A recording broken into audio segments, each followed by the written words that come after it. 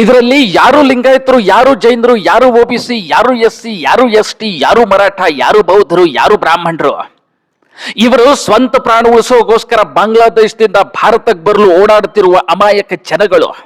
ಹುಟ್ಟಿರುವ ಊರು, ಬೆಳೆದಿರುವ ಮನೆ, ರಕ್ತದ ಸಂಬಂಧಿಕರು, ವ್ಯಾಪಾರದ ಅಂಗಡಿಗಳು, ಪೂಜೆ ಮಾಡಿರುವ ಮಂದಿರಗಳು ಎಲ್ಲ ಬಿಟ್ಟು ಬರ್ತಾ ಇದ್ದಾರೆ.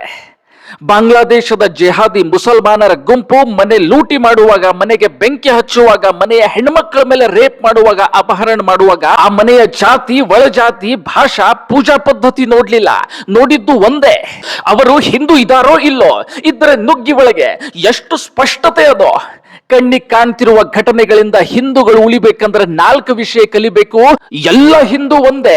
ಜಾತಿ ಭೇದ ನಮ್ಮ ವೈಯಕ್ತಿಕ ಮತ್ತು ವ್ಯಾವಹಾರಿಕ ಜೀವನದಿಂದ ತ್ಯಾಗ ಮಾಡಲೇಬೇಕು.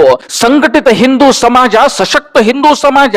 ಪ್ರತಿಯೊಬ್ಬ ಕುಟುಂಬದಿಂದ ಒಬ್ಬರಾದ್ರೂ ಹಿಂದೂ ಸಂಘಟನೆಯ ಜೊತೆ ಸೇರಿ ಕೆಲಸ ಮಾಡಬೇಕು. ಮಕ್ಕಳನ್ನು ಶಾಸ್ತ್ರದ ಜೊತೆ ಶಸ್ತ್ರದ ಶಿಕ್ಷಣ ಕೊಡ್ಲೇಬೇಕು. ಅಂದ್ರೆ ನಮ್ಮ ಮಕ್ಕಳನ್ನು ಧಾರ್ಮಿಕ ಗ್ರಂಥಗಳ ಜೊತೆ ಆಧುನಿಕ ಸ್ಕೂಲ್ ಕಾಲೇಜ್ ಕಲಿಸೋಣ.